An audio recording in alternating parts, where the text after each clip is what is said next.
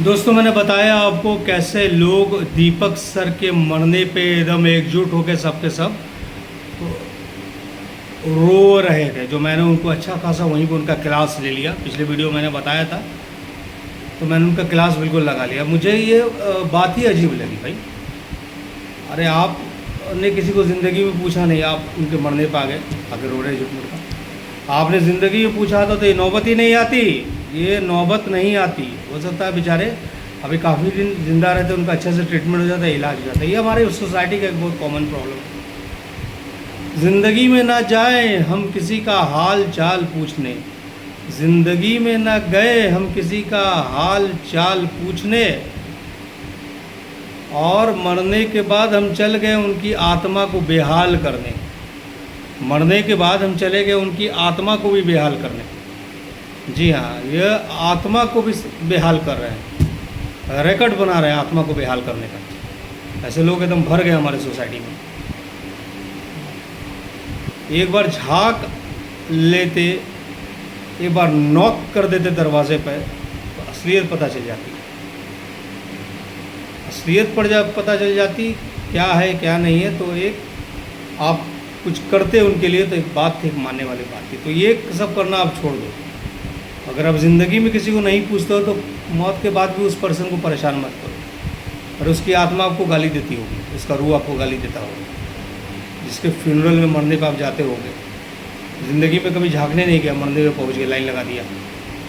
अरे ये तो कॉमन पर्सन की बात है। ये हमारे जो काका राजेश खन्ना, वो डिम्पल कपाड़िया उनकी वाइफ उनसे अलग रहती थी, और मरने के बाद इतना बड़ा उनको फ्यूनरल निकला मुंबई में उनके लाइफ साइज पोस्टर के साथ।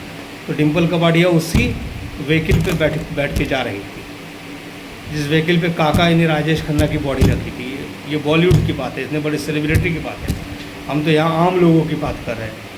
तो ये ट्रेंड बन गया है, इस ट्रेंड को आप तोड़ दीजिए, ब्रेक कर दीजिए, है ना। ज़िंदगी में पूछिए तो आपका हाई हक है कि आप मौत के बाद भी, मरने के बाद भी उनके पास जा सकते हैं, ठीक है। ये कोई एक्सक्यूज़ नहीं है कि हम डेथ के बाद आए, हम इनका चेहरा अब कभी देख नहीं पाएंगे। ये मुझे बिल्कुल सुन के बिल्कुल हंसी आती है कि मैं अब इनके पास आया हूँ, अब ये तो लास्ट है ना, मैं इनको अब थोड़ी ना देख पाऊँगा। अरे भैया मत ना देखो, तुमने ज़िंदगी में कितना देखा उसको, तुमने ज़िंदगी में उस पर्सन को कितना देखा, कितनी तमन्ना जाग उठी। तो अब उसके डेथ के बाद ऐसी क्या तुमको तमन्ना जाग उठी कि उसका हारा हुआ शक्ल तुम देखो। कोई इंसान अगर बीमारी से डेथ हो जाता है, कम पैसे का इलाज नहीं हो पाता है, ये सब समस्या से जूझते जूझते ख़त्म हो जाता है ना, तो उसका हारा हुआ शक्ल होता है, वो हार चुका है ज़िंदगी से। वो हारने के बाद उसका डेथ होता है।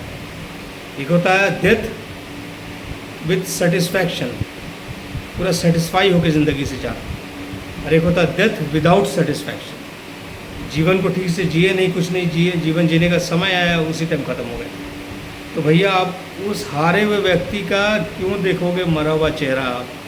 तो बेचारा ऐसे ही हार के ख़त्म हो गया, ज़िंदगी से हार के जा रहा है वो। आप उसकी शक्ल क्यों देखना चाहते हो? ज़िंदगी में कुछ कर दिया होता उसके लिए तो बात ही कुछ और होती।